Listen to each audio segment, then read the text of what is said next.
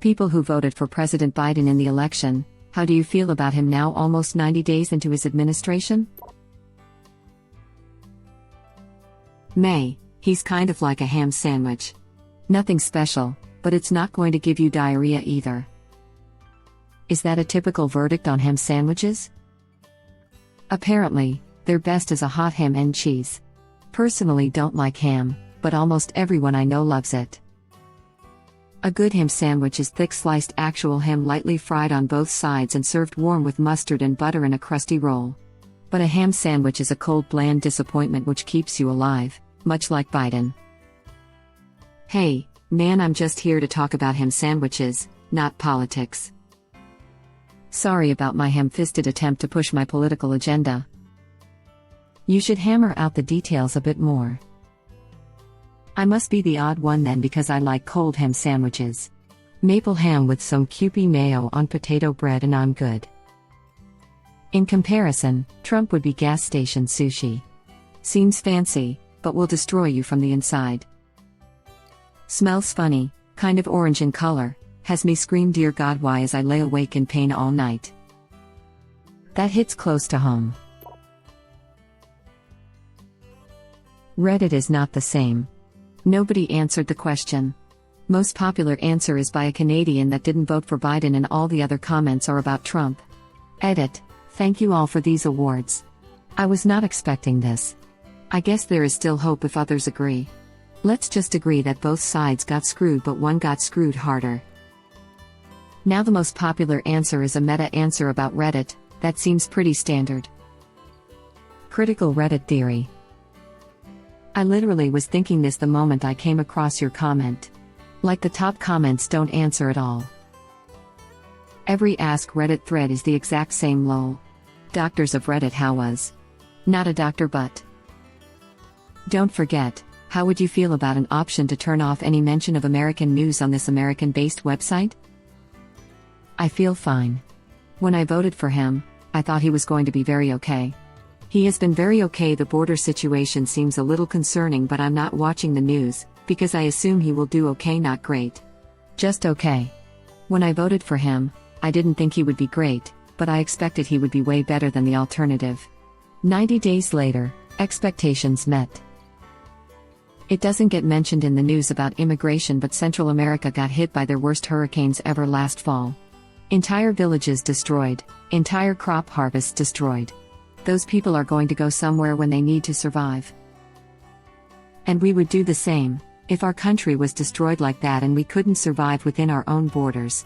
Frustrating to watch people try and stop the people who need help from getting help, then next breath claim this is a Christian nation with Christian values. We would do the same, if our country was destroyed like that and we couldn't survive within our own borders. We already do. When a hurricane is about to make landfall, people from Florida, for example, will leave the state and wait to return until the hurricane has passed and roads are clear. People in Honduras, which is only a little smaller than FL, can't just leave en masse and go to a different country for a week. And repairing the infrastructure after a natural disaster will take longer in a nation without the resources of the US. Also, people in Texas will flee to Cancun if there's a blizzard. Only the senators. He went to heroically lasso the sun and drag it back to Texas. Obviously. Damn, I've been mispronouncing his name all this time. My apologies, Senator Ted Kratos. Only if their daughters tell them to. There's plenty of legit responses, you just need to sort by controversial. They're getting downvoted for some reason. For some reason. I didn't vote Biden because I thought he'd transform things instantly. I did so because I cared about the long-term consequences of having a science-denying idiot at the helm loudly proclaiming things like "and COVID don't exist." Has Biden fixed global warming or reformed other massive systems like immigration that I care about in 71 days? No, of course not. Is he working on them or at least orientating us in the correct direction? Yes. I also deeply care about LGBT rights and he's also loudly are important today and that's pretty epping cool, especially. But he's also doing crap like bombing Syria and being ambiguous about his stance on weed now, which I completely disagree with. Web link. Agreed. Trump and what he's turned the GOP into got Biden my vote, not Biden. I would much rather have had President Sanders, and I don't like Biden. But Trump effing sucks, and there's no way I was ever going to vote for him, or for a third party in what was always going to be a close race. There wasn't a positive about Biden, they just didn't want Trump. To be honest, I think people need to stop making the president the most important part of our government. The president is not. We need to hold accountability to the House and Senate. Those are the Fs that are really effing us over. When are people going to understand America doesn't have a king? Didn't Obama and Trump try to pass over a 100 things but failed? The executive branch has always been a source of policy, but they don't write the laws. This isn't new to Obama or Trump. Bush's White House was behind the policy decisions that tanked the economy, and Clinton's White House was the force between the don't ask, don't tell fiasco. It's part of the balance of power. Biden, Trump, and Obama have all enjoyed using executive orders. Congress has been so gridlocked that now the presidency is about signing as many executive orders as you can because it's almost impossible to get a bill passed in the Senate. Clinton caused 2008 by removing Glass-Steagall Act, a bipartisan bill though, mind you. There are a ton of things to blame W for: Iraq, Katrina, Patriot Act, etc., but Clinton and Reagan take more of the blame for that via simultaneously deregulating the loan systems, and subsequent speculation on it, for mortgages and placing incentives to give out more subprime mortgages to lower credit households. While in theory it was a great idea to increase minority and low-income home ownership, which historically has proven to be a good ladder out of poverty, by failing to anticipate or re-regulate the immediate bubble of speculation on these new loan markets, all three administrations shared their parts of the blame, and probably H2, but I don't know enough about his administration to say for sure. Which historically has proven to be a good ladder out of poverty, only when purchasing a home is done with sensible ideas about what you can afford to pay. How is it that the people in the Senate and Congress have net worths to rival celebrities? That right there should be a major red flag, especially since big shots like Moscow Mitch essentially tripled their yearly income with certain deals. I don't know how, but he went from making $150K a year when he started but is now making a startling $10 mil a year and has a net worth of $22.5 mil. And we are supposed to believe they have our best interests at heart? It needs to be a thing that you get paid really effing well to be an elected representative, but on the proviso that you don't earn a single penny from any other source while in office. Otherwise, there's really no barrier to corruption or pork barrel nonsense. It needs to be a thing that you get paid really effing well to be an elected representative. Why? How about we just elect civil servants who want to be civil servants instead of greedy sociopaths? Glad SNL can stop recycling the same tired jokes for 4 years. And our slashpics can have some normal, non-political pics. Reddit link. That won't stop our slashpics, and I think we all know it. Reddit link. Oh, I actually unsubscribed from them after they became a political karma whoring competition. Are they still at it? It's slightly better, but the political crap is just less obvious now. Our /no context pics is better. Reddit link. This is like what our slashpics should have been. Subbing now, thanks. Reddit link. Certainly hasn't stopped our /murder read bywords, Reddit link. Disappointed the kids are still in cages. It's similar to the time Obama promised over and over to close Guantanamo Bay if he was elected. It's still open. It was all well and good for Obama to promise to close Gitmo, but no other U.S. state, territory, possession, or ally would agree to house the prisoners, and the State Department is not going to release those prisoners. Not to mention all the extrajudicial stuff that happens there by virtue of being in Cuba, which is technically an opposed nation to the United States. It's going to be nearly impossible to actually close Guantanamo Bay Prison for any president. Late edit, this is just an observation, y'all need to calm down and chill out, haha. I'm just some dude on the internet with zero power to change anything, lol. There's plenty of federal land within states that the states have no say over. There's a good gray video on it. The argument that it can't be done because then we'd have to use due process since extrajudicial stuff is happening in Gitmo is exactly why people want it closed in the first place. The second those prisoners set foot on American land, They're subject to American laws, which would mean rights for prisoners. This is of course the real reason they stayed in Gitmo. The real problem is that bringing terrorists into America's borders is wildly unpopular among voters. Can the feds do it? Yes. Do they have the will and/or political capital to get it done? Not a chance. People have to realize that the president doesn't have as much power as the media portrays. His promise has to be followed up with cooperation from the House and the Senate. HHS and OPM have put a call out for federal employees to volunteer for 4-month details to the border to augment HHS efforts to rehouse unaccompanied minors. This type of call rarely ever happens. It was last used for Hurricane Maria in PR, before that for Hurricane Sandy, and before that for Hurricane Katrina. This is a natural disaster level of response they are trying to organize, while simultaneously fighting back a pandemic. It takes more than a few months to process out thousands of children into new homes. It's way more complicated than kids are in cages. I wish when people talked about politics they use a little more nuance than just one-sentence buzzwords. That would require people actually being knowledgeable beyond those buzzwords, though. Good luck with that. What did you think was going to happen? The kids would magically disappear. This topic has been so politicized that I don't think anyone really understands what is going on here. There are people at our southern border that are so worried about their safety that they are willing to abandon their kids at our border. I think they figured the Biden administration would somehow instantly increase our government's ability to process illegal immigrants and asylum seekers through magic. Biden who?